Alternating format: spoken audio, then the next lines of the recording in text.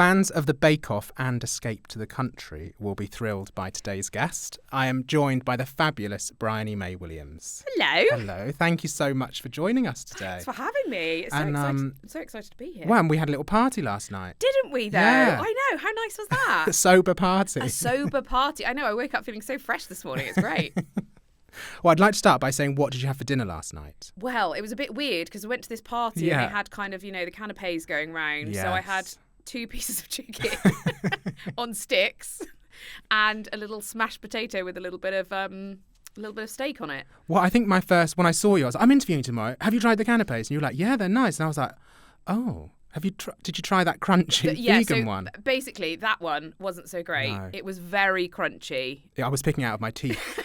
I didn't even really know what it was either. No. Did you tell what it was? I thought, at one point, I thought I'd eaten the plate that it was sitting on, but I think it was a crunchy potato skin with another crunchy potato skin on top. Okay. And a carrot or something. Oh. I don't know. Yeah, I mean, I couldn't really tell what it was. I was just being nice at that point, I think. So we'd literally just met and I didn't want in case you were in some way connected to the food. And I was thinking, I hope she's mean. Yeah. But then the other canapes were all right. But yeah, we left, me and my husband were really hungry. So we went to the really posh supermarket round the corner. Oh, yeah. Have you been in that? Is it the Battersea General Store? Yeah. Yeah. It's like B&M but for posh people.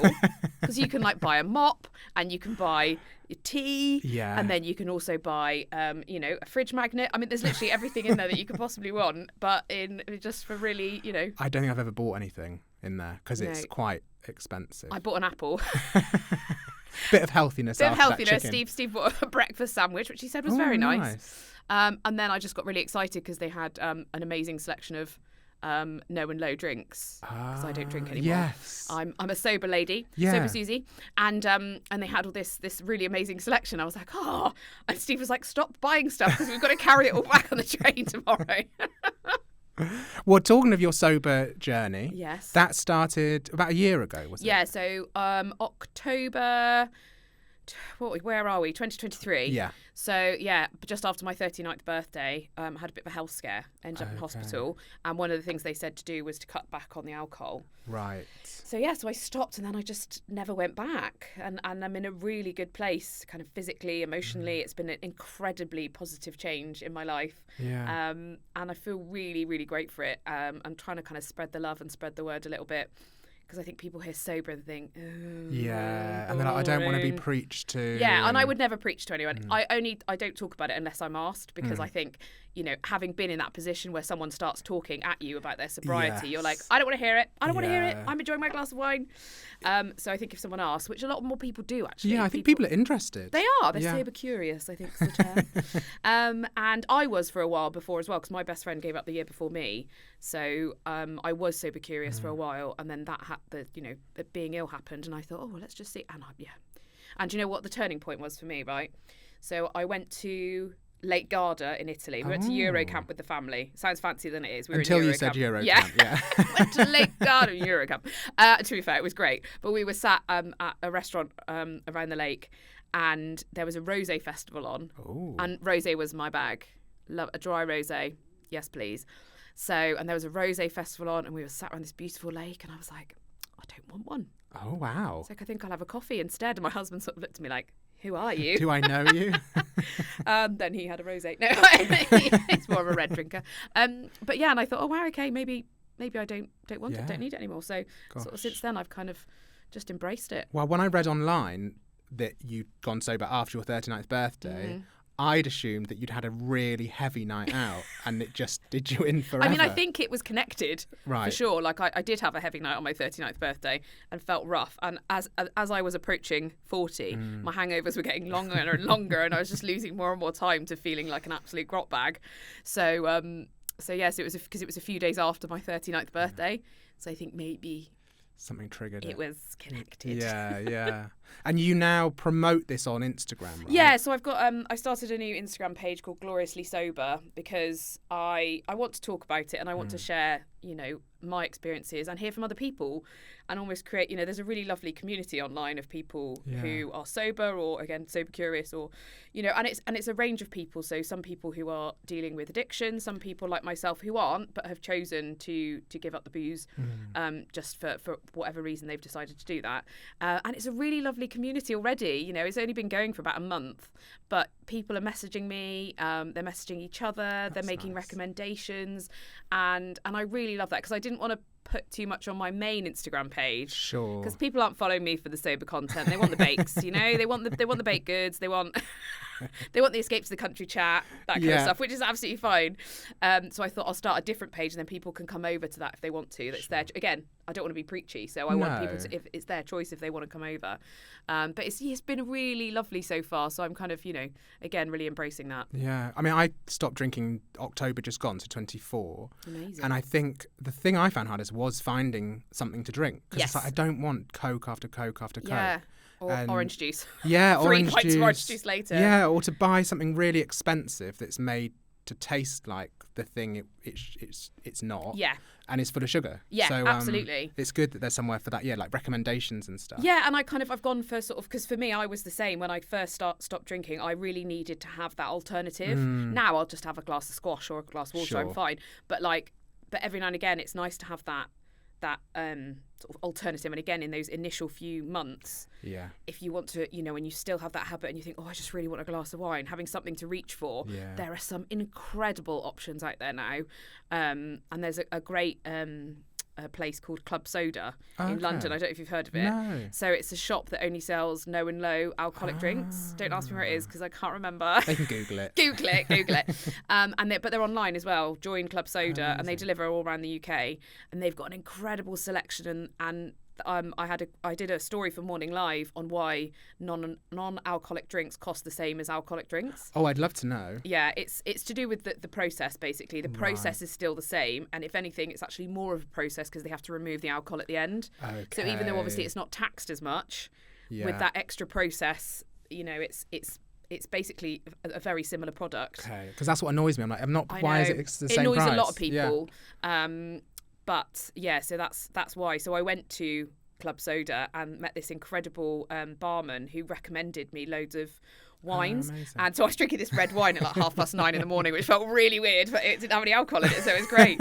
And yeah, so if you're looking for that kind of alternative because you still want that, that dryness or that feeling of like, just having a drink. And I think, like you say, it's the dryness and the hit. And I found it when I gave up smoking as well. It was when I moved from smoking to vaping, which I don't do now, but it was like, it's not the same. No. And I guess at some point you also have to realise that it actually, you shouldn't be necessarily trying to replace it with the same thing. And also after a while you don't want to. You just want something enjoyable. Like I drink now, if I'm out and they've got it on the menu, sparkling tea or kombucha is a really nice alternative for alcohol, because again it's got that fizz, it's got a bit of dryness, a bit of depth of flavour. Exactly. And a lot of them come in fancy bottles now, like champagne bottles. And Fortnum's do a Magnum, like a double bottle. Yeah, so you could feel like you're at a wedding or something. Bougie, I like it. So I've kind of, it's a real progression, I think, and it changes all the time. I think as you're going through your sober journey, I hate that phrase, but it is what it is. So yeah, but like I said, one of my things one of my recommendations on my Gloriously Sober page was that I carry around a little bottle of Robinson's mini squash. Oh, the one you can squirt, is it? Yeah. In my handbag, I always have that on a night out because if they haven't got any decent drinks, I'll just have water. And sometimes after a while, I'm a bit bored of water, so I just put my Robinson squash in. And people think I'm absolutely mental, but they'll just be like, "What are you doing?" I'm like, "Don't worry, it's fine. Just ignore me. Just having a squash. Just having a squash. It's nothing dodgy." Now, I also saw on your social media that you've gone back to school. I have, yes. I was like, have I? Because we both used to be teachers. We did, we? yeah. And then I was like, oh my God, no, I'm not going back to school. I'm not teaching again. Not teaching again. Not for a while anyway. Yes, so I'm doing a course in nutrition, which I'm really excited about, a level 4 qualification. And there's something about, I think, the stage of life that I'm at, going through early menopause, oh joy, and giving up alcohol. And I'm just really interested about how how food and drink and all of that interact with the body. Sure. So, and I think because so much of my professional life now is related to food, that it would just be nice to be more informed, I think. And I've always loved learning. So it's nice to kind of get my head back in the books. There's a lot of chemistry involved. And I haven't done chemistry since I was, 15, 16. GCSEs, yeah. So, just all like, amino acids and it's bonds hard. and links and stuff. Yeah. But it's fascinating. And I've already sort of started implementing it in real life with talking to our daughter about, the importance of having enough fibre in your diet and and what that does to you. And so it's nice to see it kind of coming and actually being useful. Yeah, I was going to say I did used to teach all about that stuff, but I don't think I could remember it, so don't ask. So I'm not going to test you, don't worry. Don't What's ask an amino for acid? Something to do with protein. Yeah, very good. So what do you think you will do anything with the qualification? I don't know. I'm doing it for me at the moment. It's just for sort of my own head and to get, I can't even speak. See, I need to use my brain more. To sort of be learning again is really fun. And I don't know, it might be that I finish the course and think, maybe I'll go on and do a master's. I don't know, actually qualify PhD. to be... Oh, I'd love to be Dr. Briony. Yeah. I'm kind of quite open-minded about it, see where it leads. Because with nutrition, I can finish this course and call myself a nutritional advisor, but you can't call yourself a nutritionist until you've done certain qualifications. I see. And then, a dietitian, you have to have more qualifications and things like that. So we'll see how it goes. And how does that kind of fit in with you making cakes? Well, do you know what? I don't eat a lot of cake. Controversial. Just promote it to other people. I do. I don't know if it's because by the time I finished it, I'm like, I'll just, somebody else eat it, please. But I don't know. I do like cake. I ate a lot of cake when I was pregnant and on maternity leave. But then, I just don't eat loads of it. I'll have like a tiny little slice just to check it tastes nice. But I'm a feeder. I like giving food to other people. So as soon as I've made something, I'll give a slice to my husband, to my daughter. They always appear when the offcuts are happening for like a birthday or a wedding cake. They appear, and that's where I get my joy from is seeing other people enjoy it. Yeah, that's nice. And then so you kind of found a love for cake whilst you were pregnant. Yeah, I mean, I've always loved cake. Yeah, but you were eating, and is that what kind of inspired you to go on to Bake Off? Not really, no. It was, in 2013, I was off work. I wasn't very well, so I was off teaching for about 9 months, and they couldn't figure out what was wrong. It turned out to be polycystic ovarian syndrome, so there was an issue with my hormones, which was quite quickly fixed once they figured out what it was. But I was off work, and the nurse from my school said, "Why don't you try baking or knitting or something?" Because I just couldn't. Words. I really struggle not doing anything. Yeah. I'm not very good at just resting. So she was like, "Why don't you try and do something to keep your mind and body a little bit busy?" But so I did try knitting. Didn't get on with that. Tried crocheting for a while. That made a lot of little hats, little tiny hats, vegetable hats. Yeah, basically, yeah. And then I started baking. So I started making cookies and shortbread, and then went on to cakes. And then I made my brother, for his 30th birthday, I made him a minion cake, and it came out really well, and I was dead chuffed with it. And everyone was like, "Oh, you're really good at that. You should do that more often." Then I started making more and more sort of novelty cakes and doing other kinds of baking, and then that led into 4 years later, applying to Bake Off, because people kept saying, "You should apply to Bake Off." I was like, "Don't be ridiculous! Don't be ridiculous!" But yeah, and then ended up getting on, which I still find baffling. So I always say to my friend, the nurse who I'm still friendly with now, Nicola Burns, I say to her, "You're the reason." Oh. Because you suggested I try baking. She's like, "Oh." So. And how is being on Bake Off?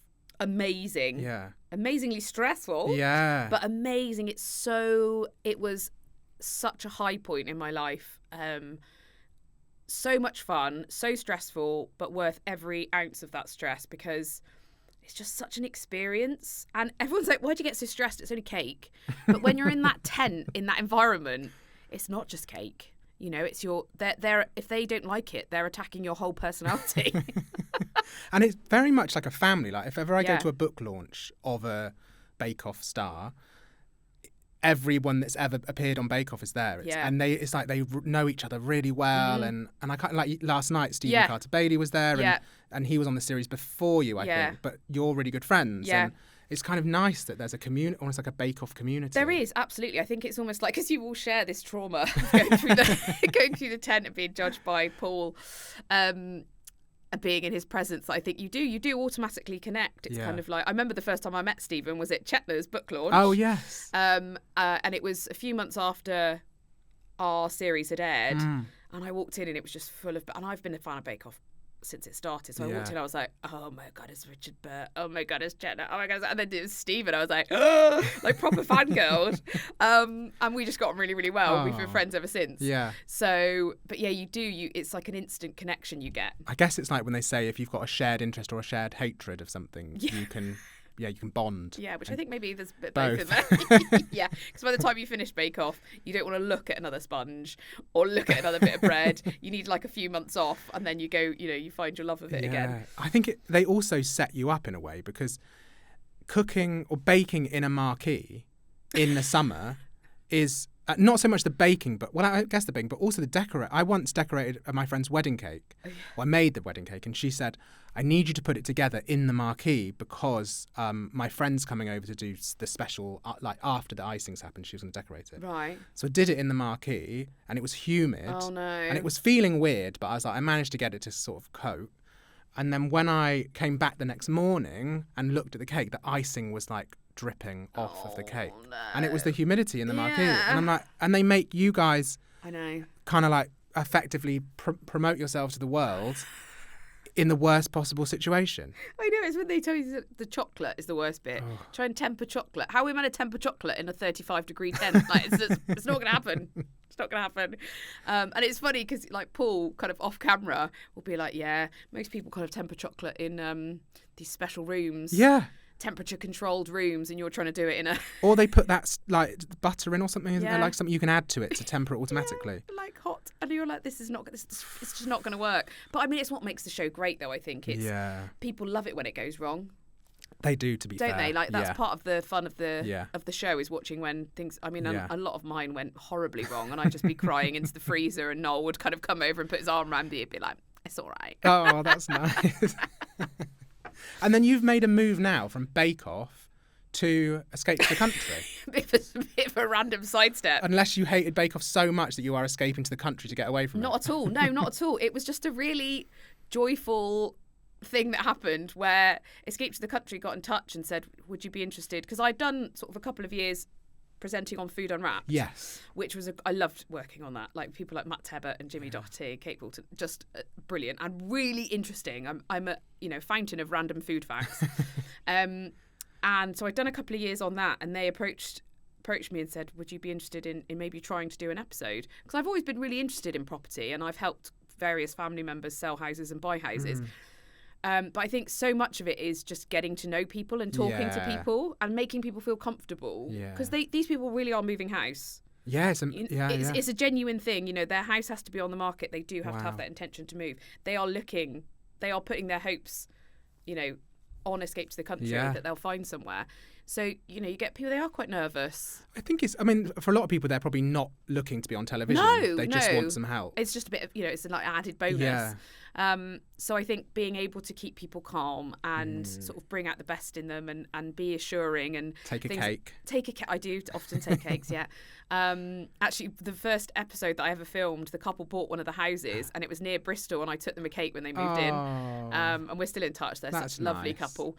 So it's I think that's a lot of it. And I filmed this first episode, and it was in Bath and Somerset, which was great. So obviously my stomping ground. Yeah. And I loved it. And I thought, this is such a great and amazing programme to work on. And you get to nose around the houses. Yeah. Which is probably would be the best bit for me. Yeah, it's amazing. And you get to look around these incredible houses in these beautiful parts of the country that I would never have seen. I've been to North Yorkshire, Lancashire, Fife. It's just Anglesey. Never been to Anglesey before. And you get to see all these incredible properties. Amazing. And have a look around, and it's amazing. And the team are incredible. We're actually up for a TV Choice Award next week, which is very exciting. Fingers crossed. I hope so. Yeah. Who knows? But yeah, it's an amazing show. It's been going for so long, 20 odd years, and it's still so popular. I love it. If I'm like having a day off or I just want to chill, Escape to the Country or something like that, Yeah. it's definitely on. Yeah, and it's so lovely. I get so many people coming up to me going, "Oh, we love you on Escape to the Country." Actually, the funny thing is people always change the name of it ever so slightly. So they'll be like, "Oh, we love you on Escape to the Chateau," or "We love you on Country File." Place in the Country. Place in the Country, yeah. What was the other one? "Oh, we love you on The Great Escape." I'm pretty sure that's a film. But yeah, it is, and people love it. So it's, and I love it. I feel very lucky to be on that programme.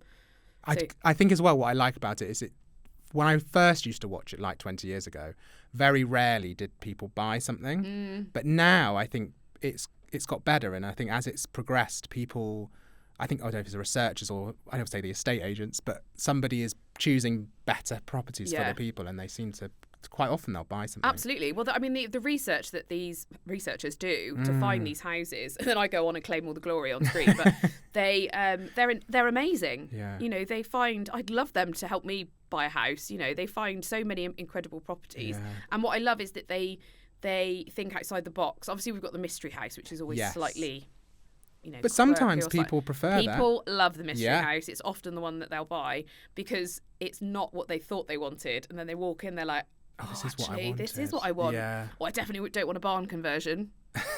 oh, wait a minute, you've fallen in love with a barn conversion. So yeah, it's great, and I love it. So we'll start filming my 4th series with them this year. Great. Which is great, and I still feel like the newbie though, because people like Jules and Nikki Chapman have been doing it for. Yeah, I love Nikki Chapman. Yeah, I love her too. I think like I wouldn't know what to say. She's amazing. Yeah. She's such an icon. I did an episode of Bargain Hunts, Children in Need Bargain Hunt with her. So we were the Escape to the Country team, and we were against Homes Under the Hammer. And we were talking, and she's just like talking about the Spice Girls and like talking about so and so, and I was like, I can't. You've lived this like 5 incredible lives, and she's so humble and so kind, and really funny, and just she's, you know, when you think don't meet your idols, but actually I met her and she's great. Ledge. If ever she's on the telly, my partner's like, Nikki Chapman's on. Yeah. I'm like, oh. Here I come. Yeah, and then he's like, I think you just want to be Nikki Chapman. I was like, yeah. If I'd have got to hang out with the Spice Girls for half my life, that would be great. Great. So I'm jealous of that. She's And I forgot what I was going to say. You got distracted by Nikki Chapman. Yeah, I did. Hang on, I'll get put my Nikki Chapman questions away. Yeah. The other thing I want to talk to you about was when I was doing my research, just making sure people know I do my research. Sure. What I really liked was when you were talking about your limb difference and saying how you kind of obviously knew that you had it, but it just didn't affect you really because your mum and dad were just like, just get on with it. Yeah. No, I was never kind of mollycoddled. I was never wrapped in bubble wrap and cotton wool. And, you know, my mum, it was hard because, you know, I was born in the 80s. There was no representation. There was no help for my mum. So when I was born, they were just like, oh, there you go. We think it was because there wasn't enough room in the womb, but we don't know. Off you pop. Okay. You know, there's no support, nothing. So for my mum, it was tough after I was born, but I think it toughened her up. Yeah. And then therefore toughened me up. So she would sort of, you know, if I was trying to tie my shoelaces and couldn't do it, she'd be like, okay, so you can't do it that way. Let's do it. Let's try it a different way. Yeah. You know, and if you can't do it the regular way, figure out your way of doing it. Yeah. So that's how I've always approached everything. So, you know, I learnt to tie my shoelaces at the same time as my older brother. Yeah, amazing. Who has 2 fully functioning hands. And I like to remind him of that a lot. That's what siblings do, isn't it? Yes, it is. Rub it in their face. And so I've always had that approach to life, and I think it's really helped me. But I think people who have disabilities, who are living with disabilities, are natural problem solvers, because every day you face something. You know, this world isn't built for people who are living with disabilities. Yeah. So every day you're facing obstacles and challenges, and it just makes you a natural problem solver. And I notice it so much between me and my husband. It's really interesting. So if we come up on something, he'll be like, oh, what about this? You know, we won't be able to do this because of this. And I'm like, well, no, we can do it because of this, this and this. I'll just instantly, my brain will go into, let's solve the problem because I've had to. Whereas he's able-bodied. And I just think your brain works differently. Yeah. So it's interesting, and I think that a lot of that comes from my mum, who's my absolute hero, and I love her to bits. So I'm grateful to her for that. I think it's amazing. We had Dr. Alex George on, and he was talking about having ADHD and how quite often if you have a difference, then your parents or other people will kind of say to you, oh, why aren't you like so-and-so? Or you're not doing that right, or you're not doing it like that. You should do it like this. And that, therefore, as you get older, you become really like hypersensitive to rejection. Yes. So I think if actually your parent has just kind of made out like it's nothing, it doesn't matter because you know, you can do it anyway. Yeah. I think that's great. Absolutely. And I'm so grateful to my mum for doing that. It's funny though, because my mum would never use the word disability. Before Bake Off, I wouldn't use it to describe myself because it had such negative connotations in my mind. And my mum, you know, if I used the term disability, she'd get quite defensive and quite offended about it. Yeah. Because there's a lot of guilt with her about my hand. Is the whole thing. Sure. But well, no, I think that's really interesting because it does affect everybody. I guess. It does. Yeah. There's this, my nan, God rest her soul, absolute legend of a woman, sadly passed away in 2020 in her 90s. She said to me a few years before she passed away, she's like, "Oh, your mum was ever so depressed after you were born." It's like, what do you mean, Nan? She went, "Oh, because of your hand, she was ever so depressed."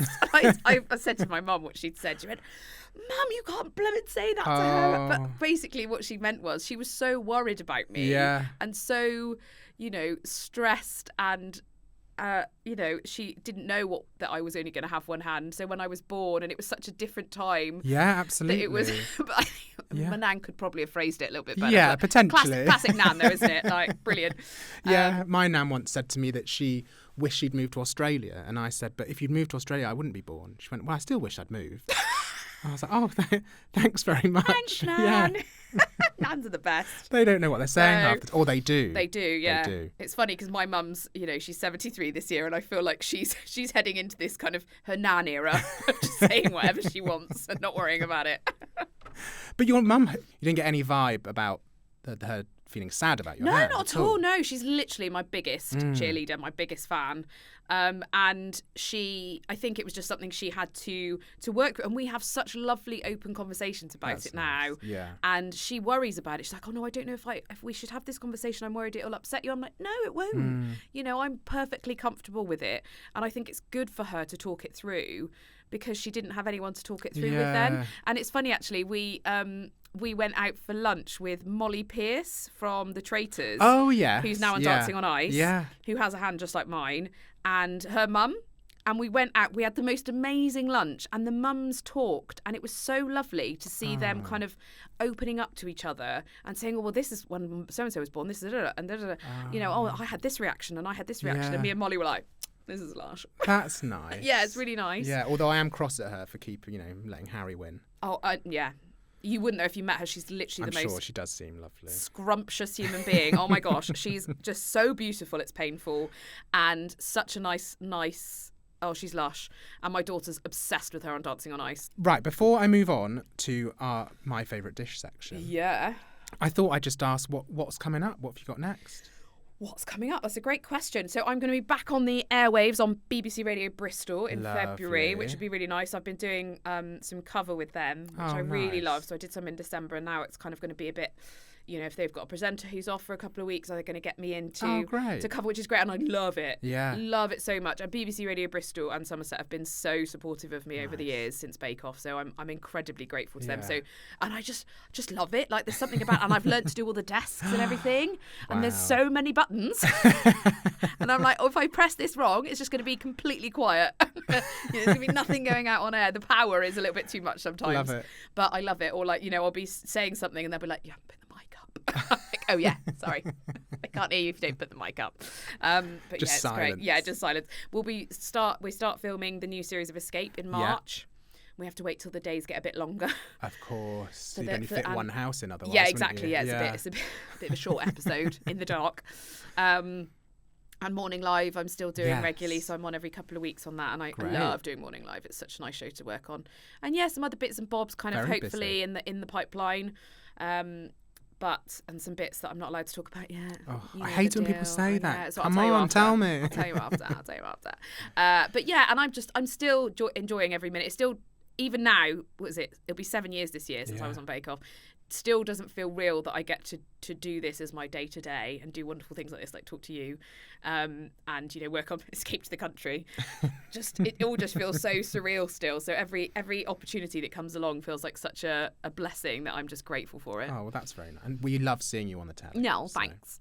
Right, well, I am going to move on now. All right, do it. I would like to know Yes. what your favourite dish is. My favourite dish. Could be something nostalgic. It could be something that you just regularly cook at home. So I was talking to my husband about our favourite food yesterday, and we settled on, and I will stick with this, our wedding food was the best food. People still talk about it 13 years later. Wow. And it was a buffet. Oh. Okay? Controversial. No, I think it wasn't like sausage rolls and chicken dippers. It was so it was at a place called the Rummer in Bristol, which it's changed hands a lot since we were there, but we went there on our first date. Oh. Very cute, because it was a Tuesday night and he'd booked a table, and we were the only people in the restaurant. Hey, he was prepared. He was prepared, but the food was gorgeous. A chef called Craig was the chef there, and his food was exceptional, like really incredible. And we just really, me and Steve really connected over the food and the wine, and just we loved it there. So we'd go back there regularly for dates. So when we decided to get married, we were like, why don't we get married at the Rummer?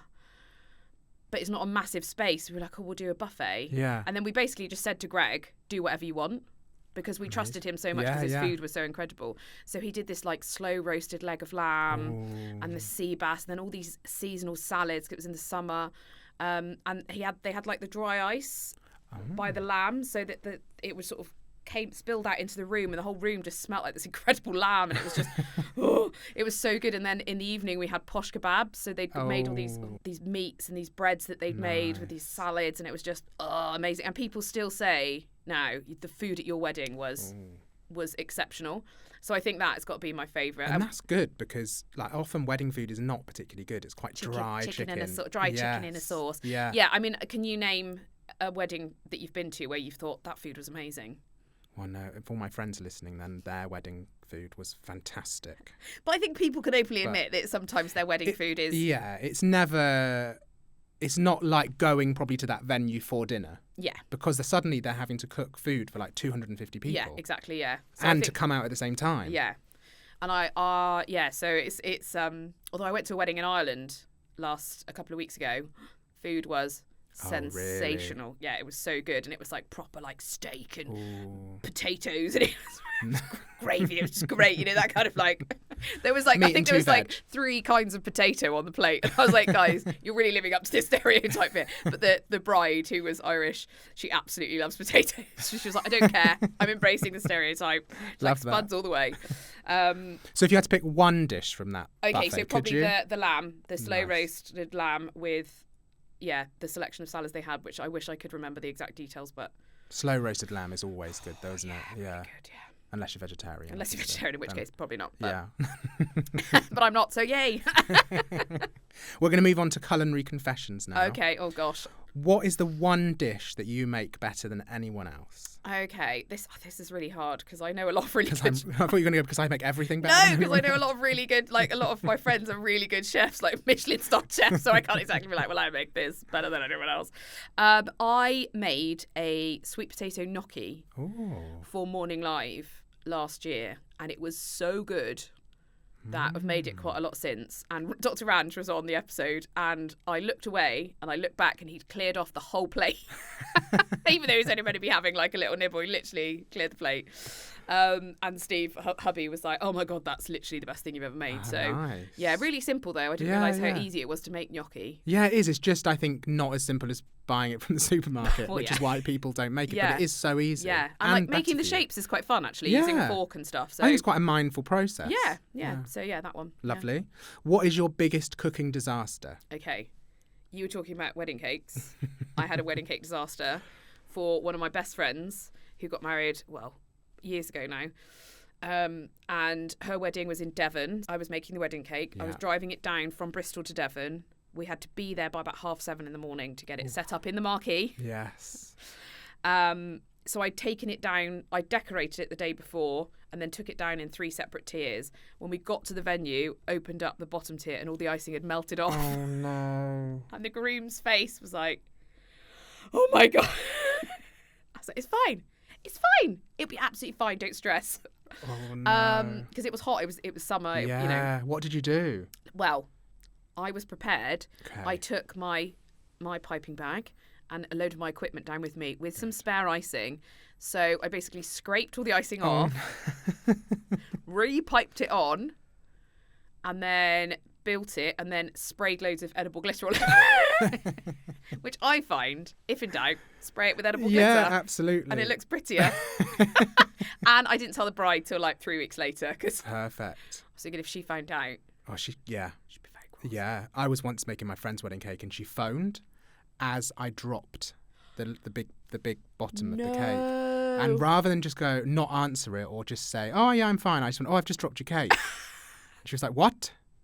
Oh no, did you have to remake it? I just shoved loads of like skewers in it to hold it together, and then iced over it, and just said, don't cut that one. Amazing. And I made another one to cut.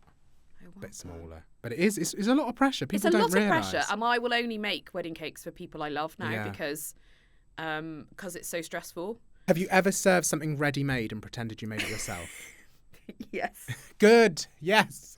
Okay, so this is quite bad. I won't name my partner in crime, but it's a fellow Bake Off contestant. We were doing a charity event, and we were meant to be taking cookies for the young people at the charity event.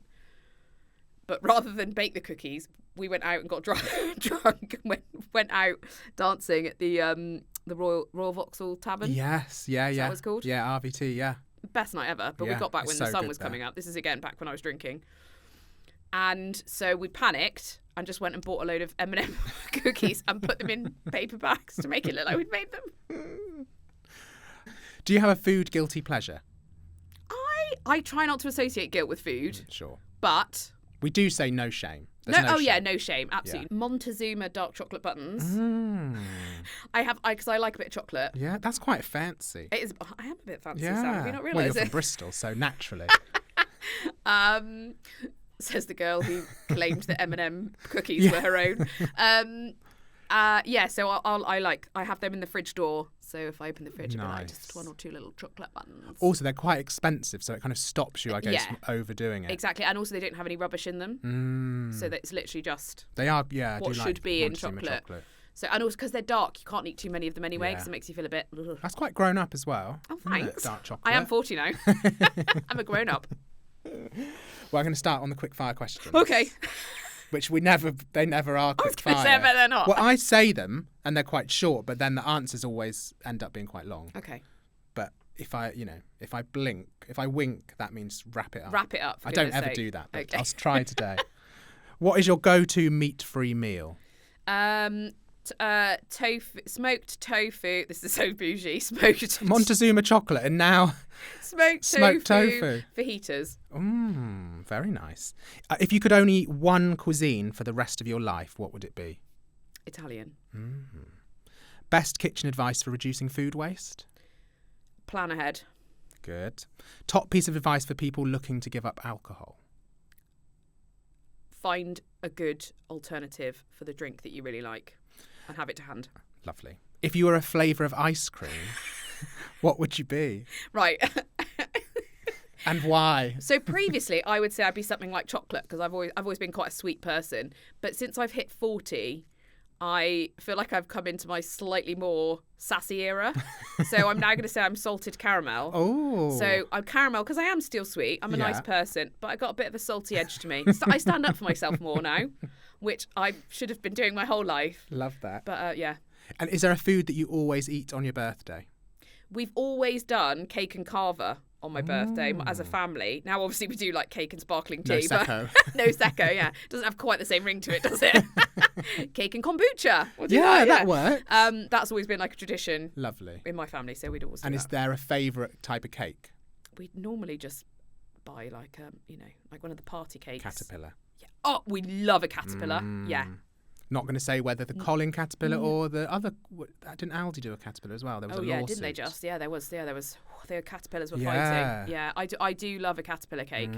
They're just. But I do find I have to hide when I'm buying it Because like if people see me buying a Oh, I caterpillar cake, they get a bit see. judgy. Like, why aren't you making your own cake? Yeah. Why aren't you making it? Why it's your birthday? It's my birthday. Or like sometimes I just don't want to make a cake. Yeah, absolutely. Or my brothers, they can't have dairy, so sometimes I sneak in a dairy-free Colin. Yeah. What is the best kitchen tip you've ever been given? If you crack your egg on a flat surface, you don't get little bits of shell like you would if you crack it on the side of a bowl. Just don't hit it too hard, otherwise you just end up smashing it all over the surface. Just goes everywhere. Yeah. Don't do it when you're angry. And what's the worst thing you've ever eaten? Okay, this is a good one because I worked on Food Unwrapped. Yeah. We went to Norway for our Nordic adventure and we went to the Disgusting Food Museum. Where's that? In Oslo. Is it? I lived in Oslo and I never went. Did you? Yeah. It's a fascinating place, and what I loved is that it's not necessarily something that all people would find disgusting. It's kind of from different walks of life. So things that we would find disgusting, other people in other cultures wouldn't. Yes. You know, and other cultures would find the fact that we use gelatin in sweets disgusting, or Marmite. Yeah, I love Marmite. So in one sitting, I ate stink bugs. Oh. Which actually were fine. They were just quite crunchy. Yeah. I ate a cheese that's made in a sheep's stomach. Ooh, that wow. was disgusting. Ooh. I drank vodka that had been soaking in a beaver's behind. Wow. It was actually the best of the choice that I had. So it was in the beaver's anus? Yes. Wow. It had been soaking. Good and gosh. then it had like a sort of vanilla-y perfume. Apparently they used it as a vanilla substitute. Wow. See, random facts what did I say about being a fountain of Yeah, random facts? exactly. But the worst one was urine-soaked fermented shark from Iceland. Whose urine? The sharks. Oh. So sharks don't wee how you'd think. It goes out through their flesh. Wow. So, and then they ferment the flesh and then eat it. This is probably 3 years ago I did this. 2-3 years ago. I haven't eaten fish since. Wow. It was so... Jimmy, I did it with Jimmy Doherty. He just, literally didn't even touch the sides. He wasn't even bothered about it. I couldn't do that, I don't think. It was so gross. Yeah. Do you know what it's thrown me back to? What? My Auntie Ina's house. Oh, God. Because it really smelt of wee. Oh, no. So I'm imagining that, and it's She had not a shark. pleasant. She'd had a shark. I don't know. Shark in the tub. But yeah, it was horrible. Oh. So I mean, take That's a a pick good out of one, all of though. those. Yeah, they're great. Sometimes people will be like, truffles, which is bad, but come on, I want urine-soaked shark. There you go, you got it. Thank you. You're welcome. Right, final question, and it's not quick fire. Okay. What does good food mean to you? This is a hard question because I think there's a lot that lots can be said for good food.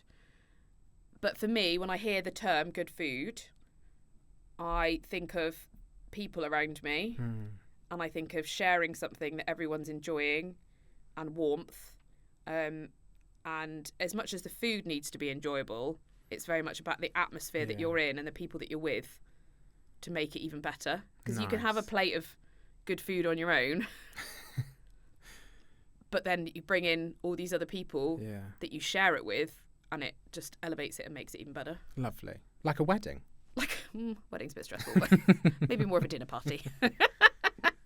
Well, thank you for that, and thank you so much for joining me today. It's been pleasure. lovely to talk to you. Thanks for having me. Thank you. Thanks for listening to this Good Food podcast. If you'd like to listen to more of our podcasts, search Good Food wherever you listen to your podcasts. For more recipes and inspiration, go to goodfood.com or download our app.